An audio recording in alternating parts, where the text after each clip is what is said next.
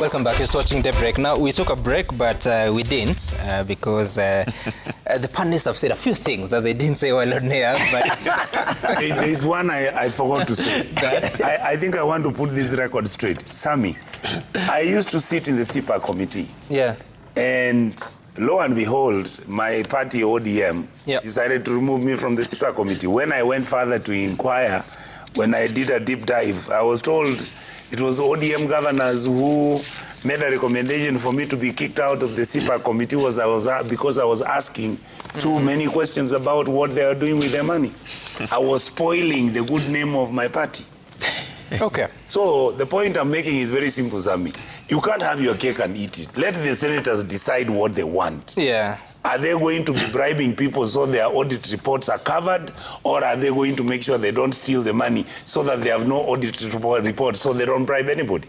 All right. Yeah. Let's transition and talk about the question of IEBC. So last week, IEBC named the acting chief executive officer by the name Moses Sunkuli, Moses Ledama Sunkuli, to replace Marjan Hussein Marjan. The IEBC chairperson, Erastus Ethekon, also indicated that in the coming days there will be further reforms to see to it that the commission is ready for 2027. What are your thoughts, Wanjuku Muhia, on the work that is being done at IEBC, and how do you ensure that we don't find ourselves in situations that we have in previous elections of mistrusts and a bit of incompetence on the side of the commission? First, I think it took the opposition pressure for the IEBC to remove the CEO. Yep. But I think one of the major reforms that we are looking forward from the IEBC, as independent as its name, is transparency. Because if we do not have transparency in every step, including the selection or appointment of the incoming CEO, the procurement process, the implementation of IEBC laws, because we have seen in some instances the laws are broken in broad daylight and nothing happens. Yeah. There is no implementation of these actions, like it was in the case of Mbere, the case of Malava, where violence was on day during the election days.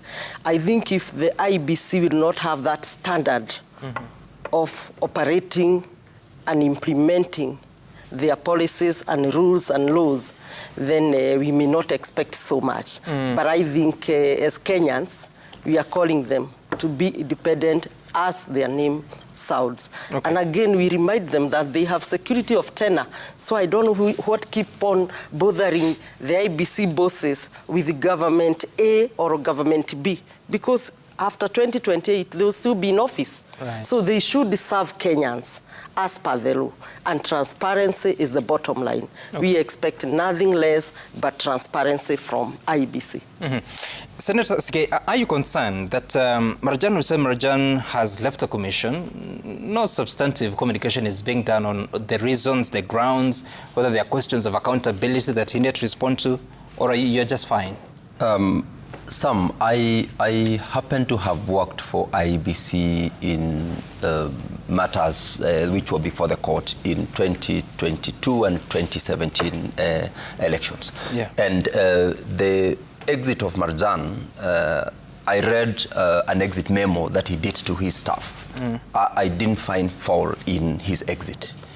The fact that the commission also immediately thereafter appointed someone in acting, Sunkuli, and Sunkuli, by the way, is such a fine gentleman. I previously have worked with him when he was in charge of Isiolo and when he came into the commission. And I tend to think that he fits the bill. And his entry in this time gives us the feeling that the commission is preparing itself for purposes of the general election, which is due next year. I don't read any malice on the part of the exit of Marjan. I don't read any issue And not that this exit was out of the pressure by the opposition, by the way. I believe it was one of those things that the commission, now having settled down, they have at least established what needs to be done in terms of having a roadmap for the general election 2027. They are doing their job. And for purposes of the public, I mean, IEBC is central to our democracy. That is a fact. And at the same time, when you look at the commission that has come in, Chairman Triple E is a fine gentleman also, in terms of his understanding of the law, the governance, the history that is But not everyone in the political space thinks so. Of course. Especially because and that is given. It is expected. It's expected. Yeah. Now, looking at his brief to the Parliament, last week when the National Assembly had their retreat in Naivasha, I got an opportunity to read a status report that he gave and the roadmap that the Commission is putting in place towards their preparedness for 2027 election. He has highlighted, remember in 2022, there was a post-election report that was done by IEBC and presented to both houses of Parliament. We also then incorporated that report in the NADCO report, which is now an active conversation right now. In the year 2023, a technical working group also did a report on quite a number of legal proposals towards amendment to several laws, which were the reasons which in most of the petitions which were filed in the High Court, Court of Appeal and Supreme Court, certain pronouncements were made. So globally, there is some level of preparedness on the part of IEBC towards reforming laws. We've got at least around 6 or 7 laws, one of which is in fact before my committee. And after this session today, we'll be having our first session because Senate do you think they'll be ready today. Oh, it will have to be ready before the general election. And I know we are resuming today, like as I was saying today, as JLAC, we are resuming our first meeting. One of the bills that we are dealing with is on the referendum question, the referendum bill, which has been a subject of discussion. It came before the 2022 general election. It has been a conversation around NADCO. It is something that we are dealing with. One thing that I know, which I must also appreciate, is the fact that, for instance, the committee chaired by Senator Zani on the 10-point agenda has got up to the, I think, 7th of March to submit its report. And that report has got a number of proposed amendments to certain laws. And that means if we get it by March, those which will require to be subjected to Parliament will have got to be immediately subjected to Parliament. Okay. The beauty about this is that it doesn't matter whether you're in government or opposition. If there is a proposal on a pronouncement that the Supreme Court made on how certain laws are to be amended, we will, as Parliament, be all agreeable to make such an amendment. And I'm sure we will make it in good time to have that law applicable in the general election one of the big challenges 2027. In the last few elections has been that there are some laws or regulations that come in late in the day, and Parliament has been there to stop the implementation, including the campaign financing regulations that are stopped in 2 successive elections. Yes. Fred, your thoughts about the changes at the IEBC, and knowing too well what political suspicion can do to elections, how are you reading this? It is important to note that IEBC are constitutionally required to conduct an election that conforms with the general principle of electoral system. Any election they are going to conduct must be free and fair, must be transparent, accountable, simple. For them to achieve that, I agree there are certain reforms that we need. Just to speak from where Senator Hillary has left it, in the NADCO report, which I was privileged to be part of in the technical team, the recommendation was such that any amendments to the electoral laws must be done at least 18 months to election. I'm happy the Parliament is considering this report, and I pray that they consider it and then implement this fully. So if there's any pending electoral laws that they have to deal with, then they better deal with them. Number 2, the chair of the commission has raised a fundamental issue. They have said they are facing funding deficit to the tune of 20 billion. If there's something that Parliament of Kenya should ensure, and this will not matter whether you're ODM, UDA, or what they call united opposition, is ensuring that IEBC is adequately and immediately funded to guarantee a free and fair election. Because if they don't have funds, we don't want a situation where they're saying, we would have done this, but why not for the funds? We are not able to do it. Then there's also the issue of... Fred, you just said that the NADCO recommended that all laws must be ready 18 months to the election. Yes. We're now 17 months to the election. Now, that's what I'm saying. If there are any that is pending, and they are receiving from the sense including today, regulations on then they better finance. rush and ensure that they convince Kenyans, and they are seated here, that they are going to do everything possible to guarantee the country a free, fair, and credible election. Do you think there's intention to do so? I believe I'm a very optimistic Kenyan. That's not what I'm asking for. Looking at the history, the past few elections, and now we are 17 months to the election, the two houses are resuming today. No movement on some of those regulations, like campaign financing. It will be unfortunate. Let me just say, it will be unfortunate that there would be laws that were supposed to have been passed to guarantee these and they're not. It will be very unfortunate. And that one we shall have said Parliament failed Kenyans, because that is their duty. So if there is, but let me just finish and say that the issue of IEBC, Marjan leaving, I've heard the United Opposition say, you know, it was because of their pressure. We have had these issues for the longest, where after every election, the commission is being targeted, so-and-so must go, so-and-so must go. So it has been a perennial issue. But we must now start strengthening our institutions. So if we are going to leave, because you're saying it's not the opposition? No. There have been issues. You remember immediately after election, Raila was not very happy with some of the issues that are happening at the IEBC, at the secretariat level. And we have had a very big period without the commission. The secretariat was there, headed by a CEO. Yep. So whatever happened there, it was only fair that we know. And if the media reports that it was a mutual agreement for Marjan to leave, I don't believe so.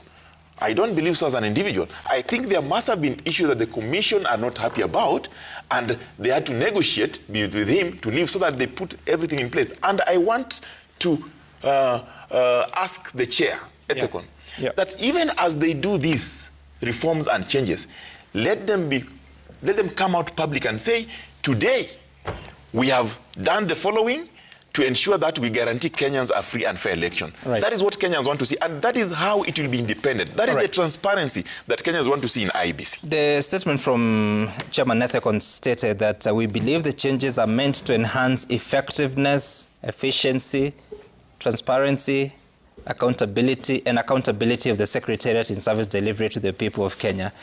I believe without those changes, then it's not possible to ensure this or assure this. So there's something you're not being told clearly here. Senator Onyonka, your thoughts about these changes at the Commission? Sammy, I'm a bit curious. And I'm so happy because my colleague, my speaker here, is a member of the jailer committee. Yeah. After the last 20 years of our elections, one of the major issues that we deal with is, number one, we've never sorted out the issue of King's kids. Why they break down in certain areas, certain times, to tally the elections. Number two, one of the major issues, and I don't know whether my speaker here will agree with me. Sammy, one of the major issues about our elections, it has never really been the other positions down below the presidency. All right? And if somebody had good faith and wanted to fix the problem of our elections, my honest observation, and this is something that over and over many people have talked about, and I don't know why we find it so difficult to do it. Sammy, can we stop the transmission of elections from the ward level and the sub-county level to Nairobi? That is where the elections are always stolen. And for me, that is what I would want my colleagues to discuss in that house. Yeah. What are you going to do about the elections once we have elected a president at the ward level? Once we have elected a president at the sub-county level, are those results admissible? All right? So how would you suggest to do the tallying? My argument is very simple. Accept those results because they are final. Right now, those results are not final. So what do? We bring Kamango to come and now play with the figures as you are sending the kuras from Kisii to Nairobi. Why are we going to announce the presidential candidate in Nairobi? So what do you do the tallying? Someone has to do the math. But there are clerks who are already tallying for the MCA, the MP, and the women rep, and the governor, and the senator, at the grassroots level. It is only for elections. It's like you telling me, this food has been served so well, but you see, for you to know whether the president has eaten or not, you have to carry the food from Kisii to Nairobi for you to confirm that he ate. That's what I'm asking, in practical sense. Yes. Of course, the rule is that the outcome announced at the polling station is final. No, not for the presidential elections. Okay, let me just frame the question. Okay. The High Court decided in Maina Kiai matter that the outcome of the presidential of all elections at the polling station is final. Yeah. So the practice is that result is taken to the tallying center at the constituency. Yes. The returning officer at the constituency transmits the same results and travels to Nairobi to deliver the physical result forms. Why do we do that? So that's what I'm asking. Yeah. That's how it works. What do you want to say? My argument is very simple. How can you give somebody results to carry to take to Nairobi? I mean, Sammy, you educated. So how do you want us to do? What we are saying, announce the results, put them on Form 34A. Once you have said 34A, the MCA has won, or the MCA got this, the member of parliament got this, the women rep got this, let those results be accepted as free, open, and final. What I am saying is the reason why elections are being stolen in Kenya, and we have accepted this at fait accompli, is simply because once these results are being tallied at the local level, the counting doesn't stop there. You have to take them to Nairobi so that IEBC can then say, yes, we have received, and that is where they change the numbers. That is the only reform we need to have. So who tallies the results from the more than 46,000 polling stations? That's my question. Yes, they are tallied by the clerks. But what I am saying... Which clerk?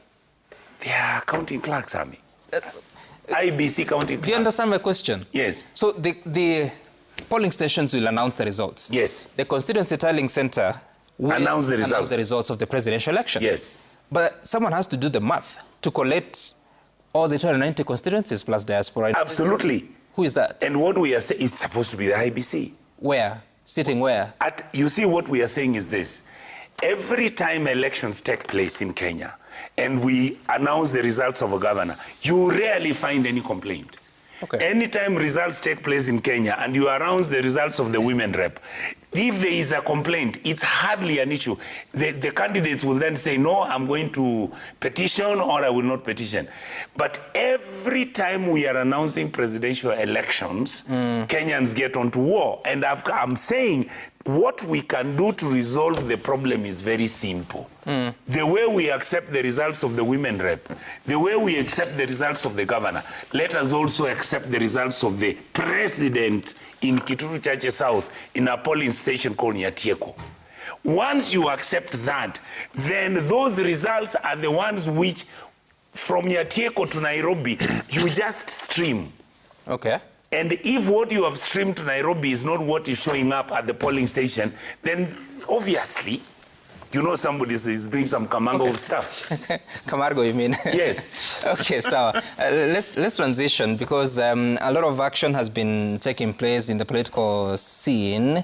I want us to start by listening to the activity of the weekend. All political factions were maybe, Sammy, there is an important point there on IEBC in matters of transparency. Okay. There is also some voices.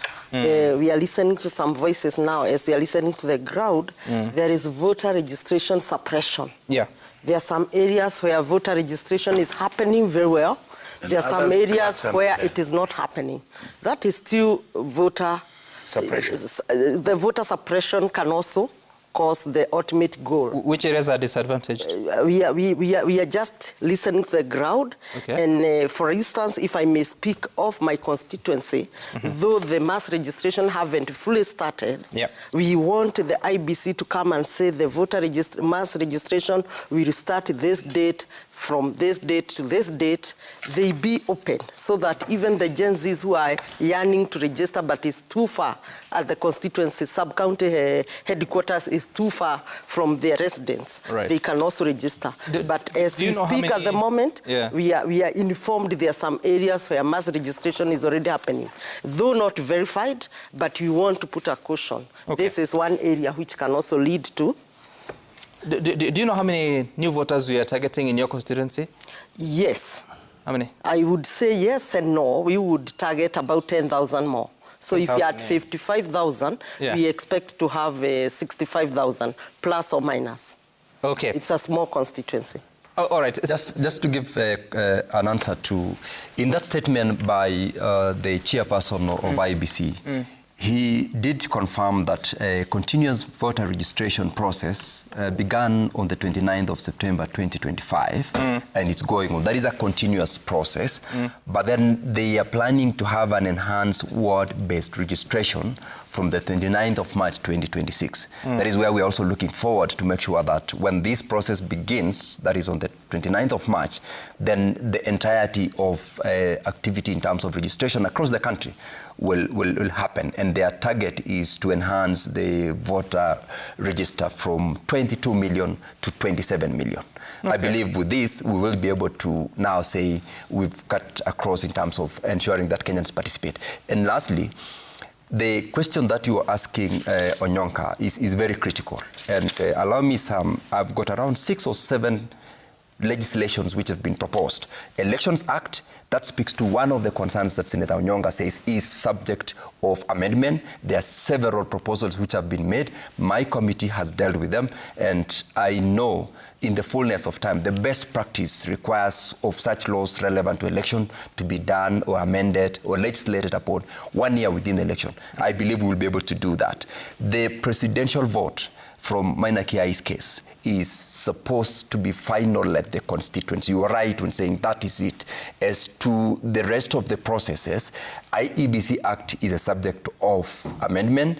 Election Offences Act, subject of amendment because of the Sabina Chege case. Remember, the Court of Appeal made a decision, as well as the Election Campaign Financing Act, which also has been put before our committee for purposes of review. So there's so much that will happen. We definitely are looking forward to, as Parliament, to make sure that, yes, hopefully. There will be acts of Parliament. Yes, because hopefully. They have to go back to the National Assembly as well. Yes. What I know and what I believe in is that every member of Parliament, as well as the rest of Kenyans, would want any law that is relevant to elections that will ensure that we have free, fair, and verifiable elections be done, and there will be no much opposition. Most of these laws have been subjected to quote-unquote public participation because the recommendations came from either decisions from the Supreme Court or the Court of Appeal or High Court on post-election of 2022 petitions which were before court. And these proposals, whose are they? But the proposals to amend. Of course, now, like in this case, it's some, for example, the nomination process. Remember, there was an aspect of what is nomination and what is registration. It came when members of public went to court, and the court decided that... So I'm asking the originator of these bills. IEBC and Parliament. Some actually, like in the Elections Act... Ethicon? No. Before Ethicon. This is a 2023 technical working group that combines stakeholders within the election environment and had several public participation processes, including committee sessions where we participated as Senate. So they're still valid, even if Erastus Ethekon and the team were not in office? Yes, they are. Okay. All right, let's transition and listen to what the president said over the weekend about how the opposition appears to be reorganizing themselves. Sasa nimesikia ati wanataka kuanzisha azimio. Ile azimio tulinyorosha asubuhi na mapema. Sasa niwaulize, azimio bila ODM ni kuzimia? Azimio bila ODM si kuzimia? Ni kazi ama kabila ya mtu? Ni kazi ama dini ya mtu? Si ni kazi? Si kila mtu atachaguliwa na kazi amefanya? Si mimi nitakuja hapa na kazi yangu ya affordable housing, ya markets, ya barabara, ya kusafisha city? Si nyinyi mtaamua? All right, but the United Opposition have been saying a few things Listen. Tunataka mabadiliko kwa sababu tuna mpango wa kuleta uongozi bora kwa nchi yetu.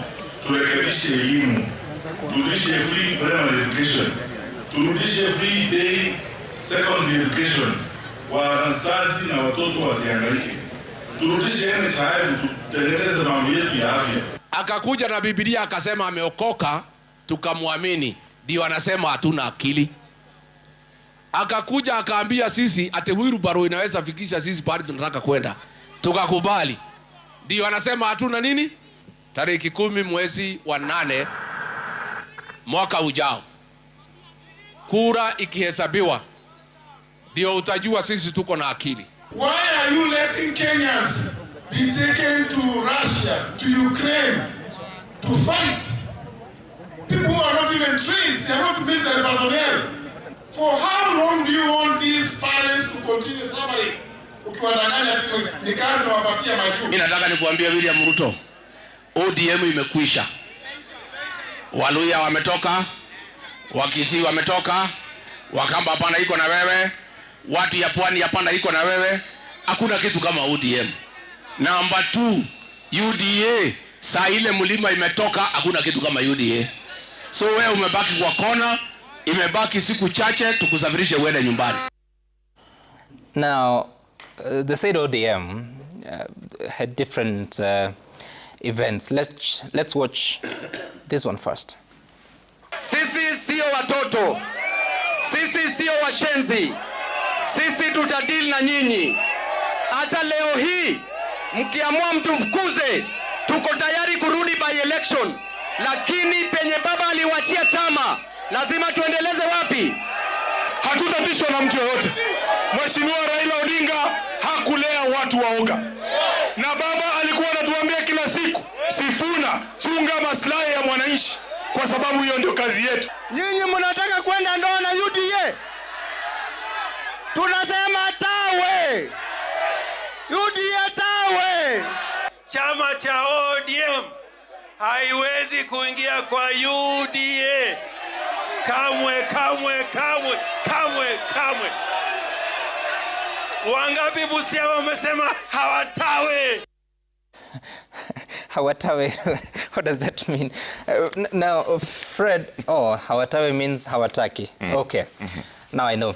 Fred, your thoughts, because there's a lot of heat, it appears. Yes. What do you make of it? For sure there is a lot of heat, but some we must be very careful. All of a sudden, some of these people are now playing purity politics. They have become purists all of a sudden. You look at the Azimio purists. They are saying that they want to reorganize Azimio. And you know, if you look at even what they suggested, it's very ridiculous. But let me tell you some. I have listened to the faction that was in Bungoma, and they are saying that the people, if you follow through from that coverage, they want to take the young people back to the streets. They were calling for maandamano. For us who believe in the ideals of the ODM, Gachagua is telling President Ruto there is no ODM anymore. The only document that shows the membership of ODM is with the register of political parties. And my party is continuing to register members to the tune of 8 million today. Is there a problem in ODM? There is a challenge, not a problem. Okay. ODM as a movement is a bigger party, and you cannot discount the challenges. They are there, they'll always be there. What we are saying is, for us to benefit the people, and not only our supporters, we encourage discussions that unite. The constitution of ODM allows the party members to criticize projects, leaders, and even the issues in the party. Democratic. And what Sifuna and my good friend Babu Wine are doing, that is okay. What is the party doing? The party is trying to chart a path that will ensure that there are benefit to the people. Now, you have asked a very good question. This issue of ODM, it is becoming a very heated debate. They have accused a section of the ODM leadership that they want to auction the party to President Ruto. The question we are asking them, who are they auctioning the crowd that they are gathering to? Because if the party has made a decision, so it's true. If the party, sorry, Senator Nyonka, no, so it is not true. They are accusing us for nothing. It is not true. It is a lie. So, Senator Nyonka, just hold on. So you realize, just allow him. I know you are an elected member through ODM, and he was in that meeting. Yeah, I saw it. Just finish. Right. So for me, I think the most important thing is we must stop this hypocrisy. Because if the party organs make a decision and you are bound by those decisions, but you are not stopped from criticizing the decisions, let the decision follow the path that the organs of the party has taken. That is the challenge here. But you just said that it's a democratic party. Exactly. You are free to express yourself. Exactly. You are free to express yourself. But don't stop it. Because you are saying that they will not allow ODM to partner with another one. I agree.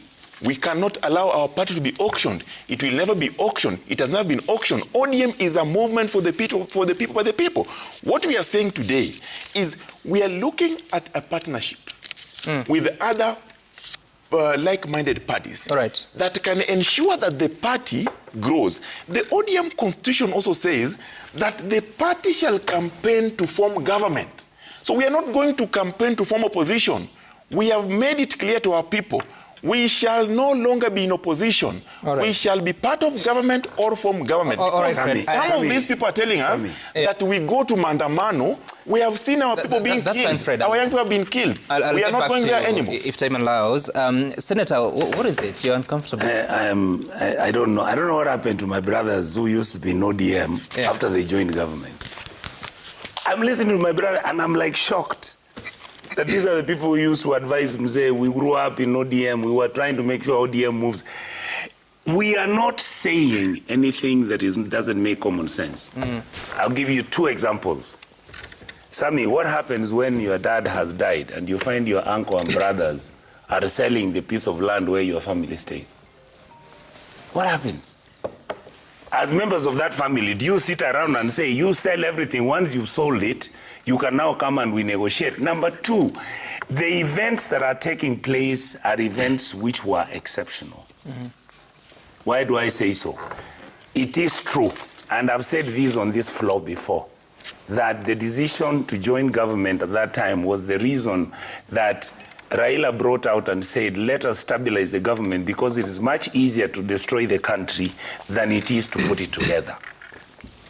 Then, these chaps are now going into State House, they are carrying T-shirts of ODM, they are putting the pictures of the president on another political party, right, where he has not even signed a coalition agreement with. Members of this party are walking into State House, which has now become the casino where people go on holidays. Casino. It's true, it's true. What is done there? It is exchange of money and sharing of largesse and issues. How much? But let me come back to the fact, Sam. How much? What we are saying is very simple. You guys, you love UDA. You love to work with UDA. And I'm sure my speaker here will agree with me. If you people love UDA so much and you love the president is doing an excellent job. John Badi has gone crazy. He's even saying he will never be poor in his life. He has taken so much, he's eating so much, that in fact he is now saying, even if you fired him, he can walk away. All the ministers who are put in government, I think it's Joe who doesn't say anything, and once in a while Oparanya, they all behave like people who went crazy. And yet what are we telling them? Move out and join UDA. For some of us who want to remain in ODM, leave us to stay in ODM. This was Raila's dream. Raila never said that the party that he was holding, that these guys, you hear what he's telling us here today, that Raila said that we are going to form government. Who said we are not forming government? Just wait, my brother, let me finish. We are in the opposition because government will be in power and we are the government in waiting. Raila never said the country should be a one party where we are allowing President William Ruto to be the only government and the only president who collects all these political parties and puts them together so that the country is united. It will never happen. Okay. Kenya is a democracy. Okay. Kenya is a state where we are saying this. If the president is happy and he wants to go with a section of ODM, please let us allow him to do that. Right. But those who are moving with the president, let them go into government. They leave us with ODM that Raila left behind. We continue being in the opposition. All right. That's not too much. I don't know whether you... Can I hear from Wanjiku first? Okay. Because when you listen to the leaders from Matiang'i, Rigathi Gachagua and Justin Muturi, they appear really perturbed by the sentiments of the president that the United Opposition has no agenda, has no brains per se. But also, you've been at it. What's going on? Thank you. First, when the president said that Azimio without ODM ni kuzimia kabisa, he's speaking perfectly well, because UDA without Mount Kenya ni kuzimia kabisa kabisa. So it's actually... he's actually speaking to himself. But that said and done, for the president to say the opposition leaders do not have brains and all those other manner of accusation is just political gimmicks. And I want to warn the ODM fraternity. What will make them trust William Ruto after he went against the wish of the Kenyans? He went to 47 counties, making economic charters in Nyandarua. He was there. He promised ABCD, and he went against that. Even Raila himself, who saved him at the verge of losing his government, we are hearing he still have not honored the 10-point agenda, and now it's only 3 weeks, though Senator Sigei is trying to say it has been happening only after Sifuna and the team provoked them that it must be on the table on the 7th of March. Yep. There before, we've not heard them say so. But the issue of that opposition is agendaless. I want to tell the president and his team very candidly that the incoming government of 2027, because for sure the one-term movement is there, and it is in all corners of this country, is not an incoming government like his, where it's him who went telling Kenyans, we shall do A, we shall do B, we shall do C. The opposition currently is listening to the ground, and it is listening to the Kenyans, and it is Kenyans to say what the agenda should be. And we are collecting information, and the Kenyans are already saying, when the incoming government is formed, we do not want anything to do with the housing. So we do not want housing levy. We do not want police brutality. We do not want a government that will be killing our children. So we are picking this from the people. So the agenda is people driven. So the agenda should come from the people. In fact, it would be so wrong if the opposition come up today with the list of the agenda. That is their agenda, like it was President William Ruto agenda, the 47 economic charters. So the public will continue saying what they do not want. Okay. They have already spoken loudly about SHA. They are unhappy with the SHA. They are unhappy with the empty promises day in, day out. They are unhappy with the infrastructure in this country, and all these are the key agendas that I hear that. Yes. But how soon will Kenyans know what the United Opposition wants to do for them? We want to do what the Kenyans want it be done, and Kenyans are already expressing why is William Ruto bothered? Mheshimiwa here, how politics works in Kenya, yes, at some point you have to come and sit down and tell Kenyans, yes, so this, we have listened, this is the agenda. Yes. When is that? When time comes, yep, that will come on the table. It will come. It will come. Why is the government so much in a hurry to know what is the agenda? This is my question. Yes. Not the government. But this is also from the government lamentation. Instead of the government implementing its agenda, it has now forgotten its agenda. Now it's asking opposition, what are you going to do? Right. So for me, I think the opposition is moving on well. At the moment, every opposition leader is watching over his zone, so that we also continue with the one-term movement. And the one-term movement is now a Kenyan movement. In fact, as you have seen in Busia, it is also going to be in Mombasa. It is going to be in all the corners. Let's allow Senator Sige to weigh in on this. And a few issues have been raised from the dalliance between UD and ODM, but also the questions of agenda here. Sam, it is very easy to just criticize. It's so easy. It's the easiest thing to do. Sige can come and talk and criticize to the best he can. Yeah. But then we want to speak to issues and speak to Kenyans and deal with what matters to Kenyans at the end of the day. First, is it that there is a problem with ODM? My friend here said in ODM there are challenges. ODM is one of the parties that I admire, its structures, its governance, and the vibrancy that is with members as well as the leaders. That is why it's called a movement. And therefore, whatever we are watching, whatever we are seeing going on within ODM... When did you start admiring it? ODM? Yeah. You know, every other leader, including even the president of the after they joined the government. Remember, he said that I am a founding member of ODM. No, when did you start? He said that. He left Some, for the longest, ODM is one of the parties that is the oldest party and in Kenya. Yeah. When I say admire, you have got structures. You've got the freedom from members to speak what they think, what they feel, and that is exactly what's happening with the group that was in Busia yesterday. Governor Orengo, my colleague Senator Sifuna, and the rest of the team, including Senator Onyonka, who were present there, as well as Osotsi, have every right in the Constitution to speak the way they want to speak. What I only call upon them is, I do not know whether it is already set a timeline or a date when the National Delegates Convention will be, because this is not coming out of nowhere. ODM? Yes. It is coming out of the broad-based government that was formed now between President William Ruto and the late Raila Amolo Odinga, when they sat down, agreed that for the interest of this country, let us see how we can work together. Deal with this memorandum that brings us together for purposes of prosperity, peace, and also bringing down the tempers that were then in the country. And so it is normal, it is very normal for this heat to go up, especially in the run-up to the National Conventions, Delegates Convention of the party.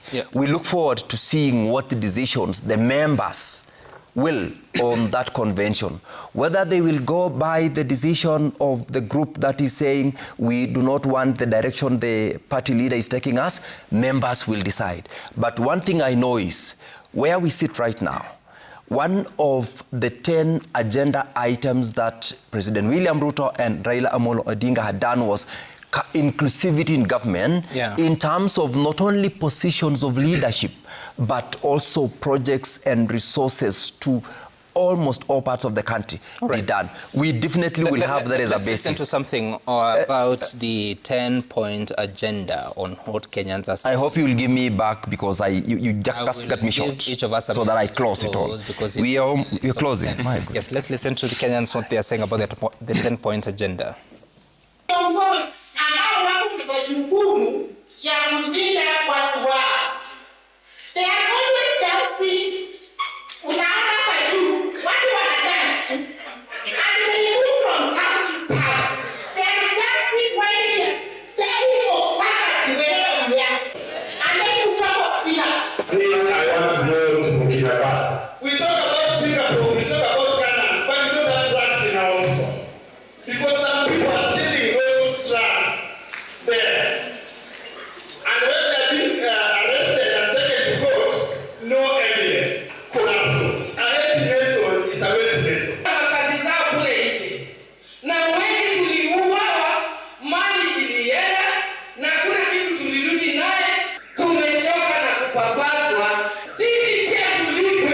Because he has never consulted us. Where are you? How is the progress? What have you achieved so far? He goes to the media and says they have done this committee 0. He rated us 0. It's very unfortunate, a senior member of ODM. So even as we proceed to Singapore through Malaysia, let us also build Kenya to the point that even those countries can begin to admire. We have the capacity. we might just need to coordinate a little bit more. We might have to bring into face the sync and the psyche that we have as Kenyans to get there. Okay, so we're going to Singapore via Malaysia. Where are we going, actually? Now,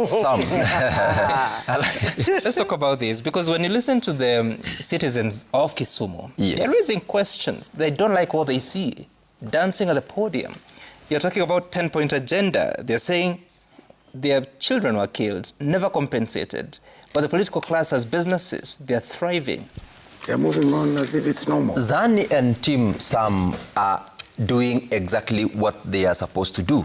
And that is why, when they were accused of doing nothing, they said, this is exactly what we are doing as a committee, so that we come back with what I would call now listening to the ground that my colleague is talking about. It cannot be that they will be doing this for Kenyans when they sit in the boardrooms. And therefore, the 10-point agenda, Sam, includes what you've just said. People are saying, we want to get our youth employed. Contrary to what Matiang'i and Tim are saying out there, that you are taking our young ones to Russia, wherever, to be killed. This is part of the conversation that we should be having. And therefore, when we talk about this 10-point agenda, we will be dealing with how do we implement... When shall we? I mean, they're submitting their report. They're submitting their report on the 7th of March. That's a report. The 10-point agenda was not to be implemented based on a report.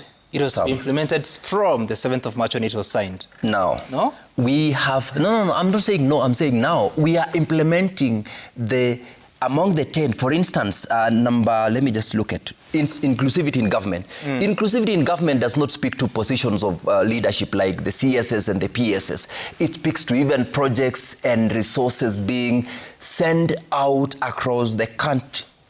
When you talk about the SHA program, it's not only on those who are in government or not in government. It is every Kenyan. When you speak about affordable housing, it is going on across the country. Speak about roads and infrastructure, which unfortunately we are not appreciating the kind of infrastructure development that has happened, is going on.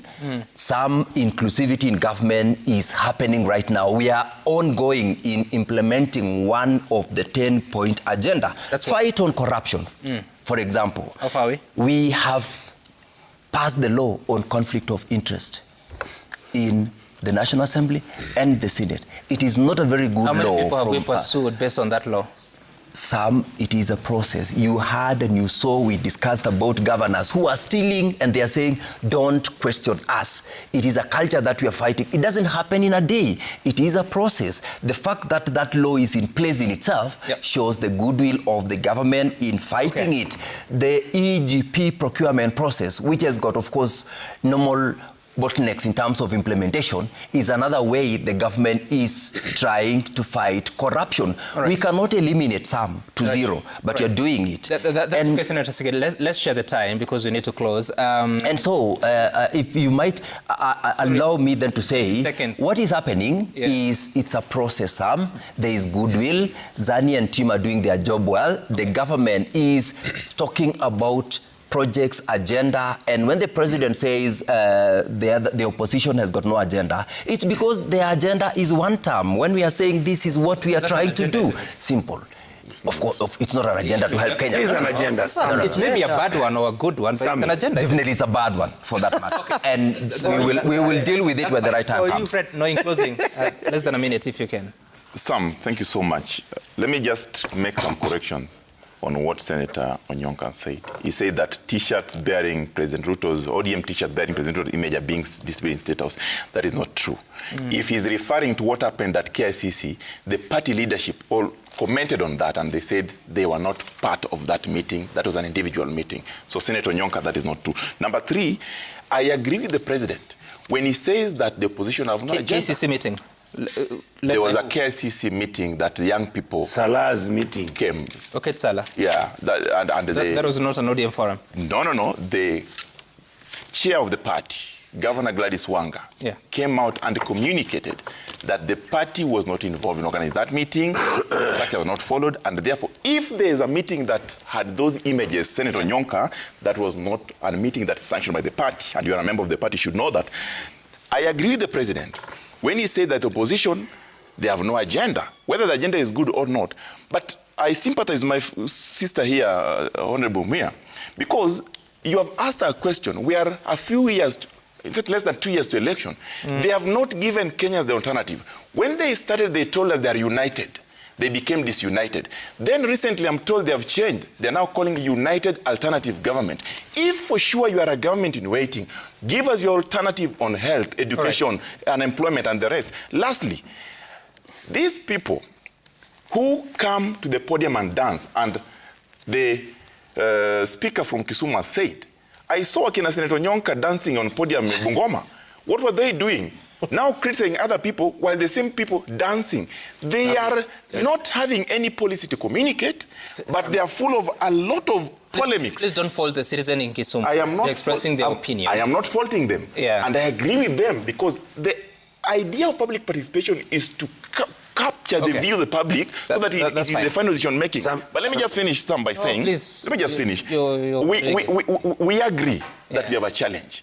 The 10-point agenda, the deadline for March is not the end to it. All right. There are certain issues that will continue. We'll have a show particularly on the 10-point agenda in the coming few days. I want to mention very, very quickly. Our brothers think that some of us want to join government from the back door. The usual come-we-stay arrangements that are in Kenya, you know how they are. You don't legally get married, you go and shack up with somebody, and after they are done with you, you are an ex and whatnot. They are busy talking about how they're doing this wonderful infrastructure, using the infrastructure bond. The president is talking about all these wonderful things that he's doing. What we are telling our brothers, I asked him a question he's not giving me. You guys love UDA. So you move to UDA, you live as in ODM. Senator Nyonka, you are a member of ODM. You know the political parties allow for coalition. Talk about during the next elections. During the next elections, you can now move. Leave ODM Yababa so that we stay there. And then you guys, election coalition. There is no coalition. Raila never signed a coalition. Raila Amolo Odinga was the party leader. The constitution of the party allows what you guys are doing. You are cohabiting. Then I can These guys are cohabiting. The come-we-stay arrangement. They want to go to government through the back door. Let us go and win officially and remove the president. That's okay. Wanjiku, very quickly. They're having a backdoor thing which they are benefiting from and they're receiving cash handouts. Those are allegations that are not substantial. Thank you. I can prove them to you. The strategies for William Ruto, one-term movement is real, and it's a big agenda by Kenyans, driven by Kenyans and for the Kenyans. Why one-term? Education has failed, corruption has failed, stealing public funds every day, infrastructure, and when you hear me about milking and all that, I'll leave you with this document, which is signed by Honorable C.S. Davis Chirchir. This is one road in Kenya, not in the whole republic, but just in Kipipiri, which has been launched twice by the president, and a promise being made that it would be completed in 10 months, and finally Chirchir write me back and say the road will be completed in 2028. In closing, I want to tell Kenyans you participated in the two... It is from Parliament, so it's authentic because it's already unanswered. But very quickly, I want the IEBC and all non-government organizations to do serious civic education to Kenyans, because we want to elect a president who is presidential. Because what we have today in the State House is a perfect MP. Because what William Ruto is doing is what I used to do when I was a women rep, sharing ways of hard. Now he's sharing Nyota. He mobilized the whole machinery to give to Kisumu, County A, County B, and issue the money that we used to give with ways of hard, with the youth fund and all that. You see a president giving motorbikes and eggs stress in State House. All right. This is purely an MP, and he does not qualify to be in State House. So in future, we need a presidential who is president. Thank you. That is actually a president who is in touch with... That's okay. Now, your mic is off. So thank you all for making time for us. Next time, please arrive earlier so that we can deal with all these issues. But I've received your letter here. I'll read it and then you'll see what we can do about it. Asanteni sana, Senator Richard Onyonka, just before you leave, Fred Okango, Senator Hilary Sigei, and Mheshimiwa Wanjikumu here, and for making time for us of this conversation. Up next is Matters. So show my name is Sam Gituku. Bye for now.